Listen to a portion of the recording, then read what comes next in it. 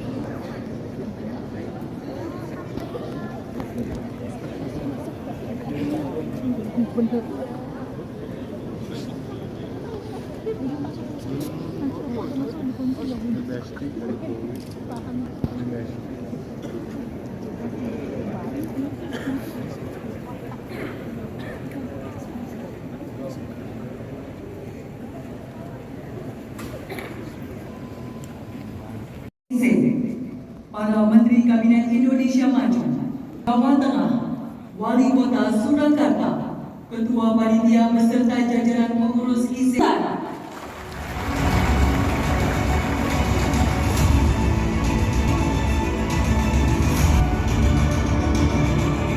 Bismillahirrahmanirrahim. Yang kami hormati dan kami banggakan Pak Presiden Indonesia, Pak Presiden Haji Jokowi, yang terhormat Pak Saudara PC Pusat dan Cabang, pembicara seminar, seluruh anggota IC yang hadir dan pengurus perkumpulan istri IC, para pendukung anggota dan seluruh hadirin yang berbahagia. Assalamualaikum warahmatullahi wabarakatuh. Salam sejahtera. Negara yang kuat adalah negara yang memiliki kondisi ekonomi yang stabil, tumbuh dan berkelanjutan. Tujuan tersebut dapat dicapai apabila para ekonom bersinergi dan membangun sebuah organisasi yang kuat. Sejak tahun 1955, sarjana ekonomi telah berhimpun dalam organisasi Ikatan Sarjana Ekonomi Indonesia atau IC untuk menjalankan maksud dan misi tersebut. Pusat 52 cabang IC daerah dan lebih dari 800 anggota IC cabang seluruh Indonesia di Kota Budaya Surakarta. Bapak Presiden, Bapak Ibu hadirin yang kami hormati, IC merupakan salah satu organisasi kesarjanaan yang tertua di Indonesia yang eksis keberadaannya dalam menghimpun dan merumuskan kebijakan pendidikan ekonomi, manajemen bisnis, akuntansi, dan jaringan dunia usaha.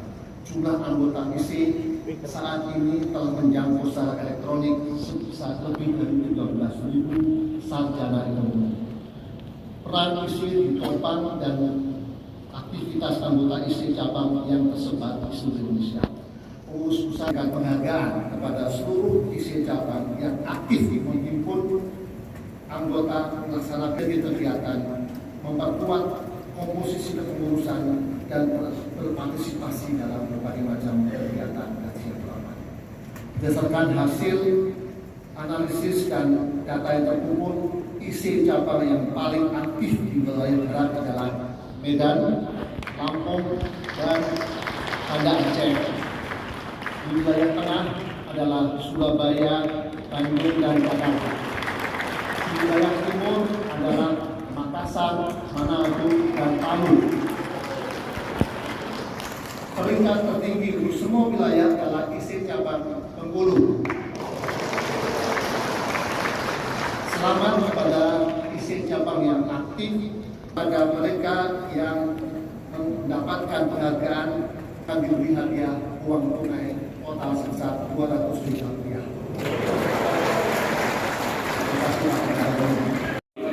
Beras, cabai, bawang merah, dan juga ikan.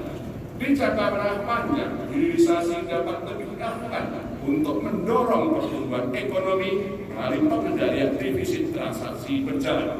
Beberapa komoditas lain rumput laut, sawit dan tebu. Tentunya keberhasilan hilirisasi pangan perlu didukung oleh berbagai strategi kunci lainnya yang mencakup kelembagaan, perdagangan, kebijakan di daerah hingga strategi pembiayaan. Kami mengundang Bapak dan Ibu untuk mengikuti seminar setelah ini untuk membahas lebih detail terhadap strategi tadi. Presiden dan hadirin yang berbahagia. Akhir kata, semoga kegiatan ini dapat memberikan sumbangsi nyata dari IC untuk turut serta mendukung pertumbuhan ekonomi berkelanjutan menuju Indonesia maju. Selanjutnya kami mohon dengan hormat Bapak Presiden berkenan menerima kajian kebijakan publik kelima, memberikan arahan dan sekaligus secara resmi membuka acara ini. Semoga Allah Subhanahu wa Ta'ala, Tuhan yang Maha Kuasa, senantiasa melindungi, melapangkan dan meridhoi niat baik kita untuk menuju Indonesia Emas 2045. Sekian, terima kasih. Wassalamualaikum warahmatullahi wabarakatuh. Bismillahirrahmanirrahim. Assalamualaikum warahmatullahi wabarakatuh. Selamat siang, salam sejahtera bagi kita semuanya. Om Swastiastu, Namo Buddhaya, salam kasih. Yang saya hormati Menteri Sekretaris Negara, Wamen BUMN, yang saya hormati Bapak Kapolri yang juga hadir pada siang hari ini, yang saya hormati Gubernur Bank Indonesia sekaligus Ketua IC, yang saya hormati Jawa Tengah, Wali Kota Solo, Bapak Ibu sekalian, seluruh keluarga besar IC yang saya hormati.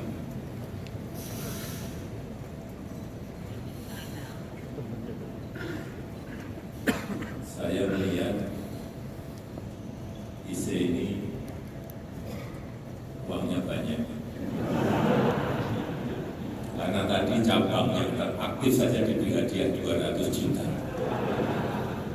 Saya melihat dari sisi itu saja, waduh kaya.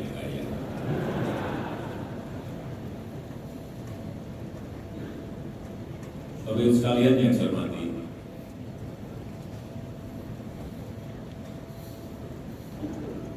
dunia sekarang ini menghadapi sebuah gejolak, ketidakpastian, tantangan yang tidak mudah.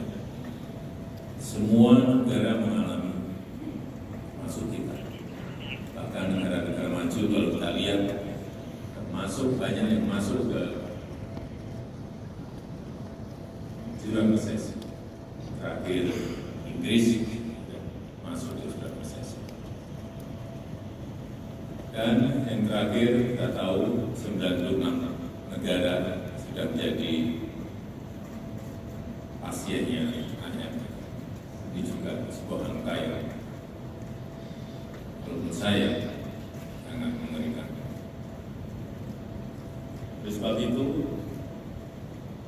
kita harus fokus dalam kerja mengelola ekonomi kita.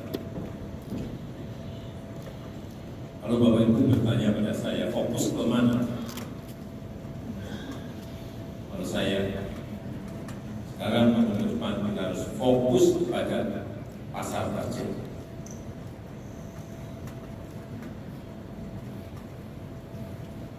Karena ke depan terlalu sedikit peluang kerja untuk sangat banyak tenaga kerja yang membutuhkan.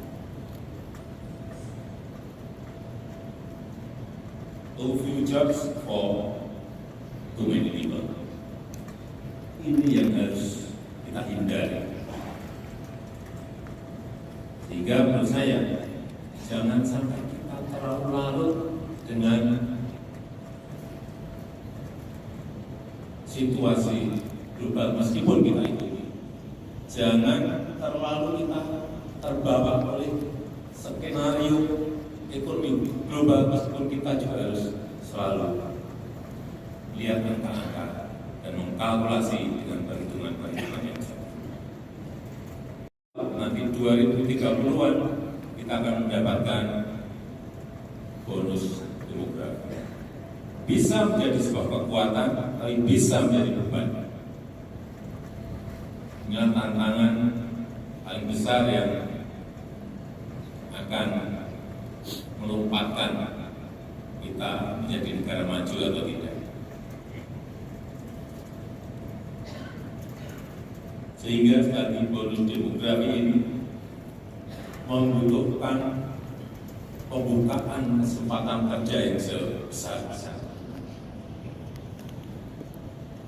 Pada saat ini untuk membuka lapangan kerja itu kita menghadapi tantangan yang sangat-sangat berat. Semua negara mengalami tantangan ini. Yang pertama, tantangan yang pertama, perlambatan ekonomi global. Kita tahu 2023 dari World Bank ini global hanya tumbuh 2,7. Dan 2024 ini diperkirakan hanya muncul angka 2,6. Tahun depan dari World Bank muncul angka 2, naik sedikit 2,7. Tapi masih jauh dari yang diharapkan oleh semua negara. Dan kita tadi seperti disampaikan oleh Bapak Ketua Umum bisa tumbuh di kurang lebih 5,1. Ini sebuah hal yang patut kita syukuri karena ekonomi global hanya tumbuh 2,6, 2,7. Memperketat kebijakan moneternya karena mengerem agar inflasi tidak semakin naik. Artinya apa kalau moneter direm? Artinya industri pasti akan turun produksinya. Otomatis perdagangan global juga akan turun kapasitasnya. Jadi yang pertama, pelambatan ekonomi global. Tantangan kita di situ. Yang kedua, peningkatan otomasi di berbagai sektor kerja. Semua sekarang ini mulai masuk ke sana semuanya. Otomasi semuanya. Awal kita hanya otomasi mekanik. Kemudian sekarang muncul AI, muncul analisis.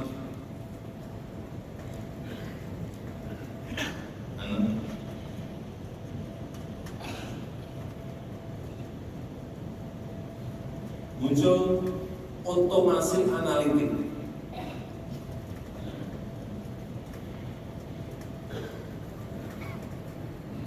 Setiap hari muncul hal yang baru. Dan kalau kita baca 2025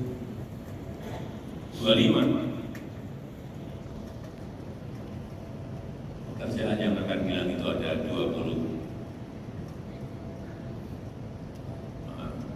85 juta. Pekerjaan akan hilang 85 juta.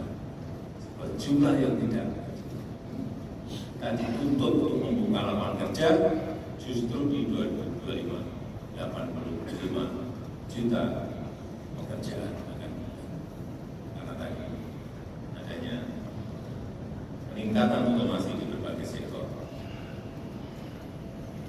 Kerja semakin sempit dan semakin berkurang. Sebab itu saya berharap dari ISEC tadi sudah menyampaikan kajiannya ada sebuah desain taktis, rencana tapi rencana taktis, strategi tapi strategi yang taktis dan detail. Kalau ada ini kita harus belok kemana, kalau dicegat di sini kita harus menuju kemana. Itu ya hal-hal yang taktis seperti itu ya kita perlukan. Bukan rencana makro yang sulit diimplementasikan dalam situasi yang sangat sulit. Dan menurut saya, tadi sudah disampaikan oleh Pak Yudi, hilirisasi menjadi kunci. Coba kita lihat satu, perusahaan nikel yang sering saya ceritakan, karena ini memang sebuah berdasar kita meningkatkan nilai tambah nikel dari bahan mentah, nikel ore masuk ke NPI, nikel pig iron masuk lagi ke nikel matte, kemudian masuk ke stainless steel dan masuk ke turunan-turunan baik garbus, sendok, jarum suntik dan ratusan turunan lainnya yang ini masih dalam proses semuanya. Tapi paling tidak sekarang kita sudah sampai ke stainless steel. Kemudian yang pasti akan dicegah oleh negara-negara maju, pasti. Karena waktu akan mengambil report saja banyak yang membisik kepada saya, Pak, hati-hati, Papua bisa lepas. Pak, hati-hati, Bapak bisa digulingkan. Pak, hati-hati. Jadi hilirisasi itu bukan barang yang gampang. Karena Freeport sendiri sudah 55 tahun beroperasi, nggak pernah mau membangun yang namanya smelter. Karena yang di sana itu bukan hanya tembaga, ada barang lain, yang lainnya harganya lebih tinggi, yaitu emas. Nah, nanti kita punya smelter sendiri, Gresik, tahu berapa ton emas setiap tahunnya hilang dari tanah air Indonesia selama 50-an tahun. Perkiraan saya per tahun mungkin 40 sampai 50. Tapi perkiraan nebak-nebak. Tapi nanti kalau kita berproduksi baru kita tahu betul, oh ternyata emasnya sekian. Jadi kalau tadi bisikan ke saya tadi, ya karena barang yang tadi saya sampaikan. Tetapi Bapak Ibu sekalian yang saya hormati, tolong ini betul-betul saya bisa mendesain rencana dan strateginya. Saya ingin adalah hilirisasi yang padat karya, yaitu rumput laut sirih yang belum disentuh secara manajemen yang baik. Karena dari sinilah nanti bisa turunannya baik ke pupuk organik, baik agar, baik kosmetik, baik untuk tepung dan juga untuk minyak pesawat terbang sekarang ini bisa dari rumput laut. Kita tahu Indonesia memiliki pesisir yang paling panjang nomor 2 di dunia, 81.000 km.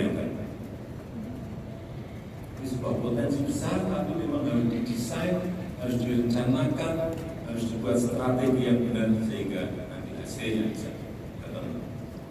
Dengan mengucap Bismillahirrahmanirrahim, pada siang hari ini secara resmi saya buka Kongres Ikatan Sarjana Ekonomi Indonesia ke-22 dan Seminar Nasional 2024. Terima kasih. Wassalamualaikum warahmatullahi Gubernur Bank Indonesia, Menteri Sekretaris Negara, Kapolri, Penjabat Gubernur Jawa Tengah, dan Ketua Panitia.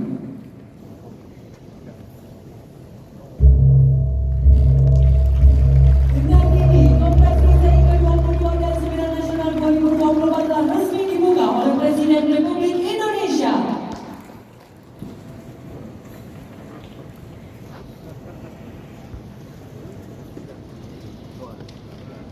Selanjutnya berkenan kembali ke tempat duduk.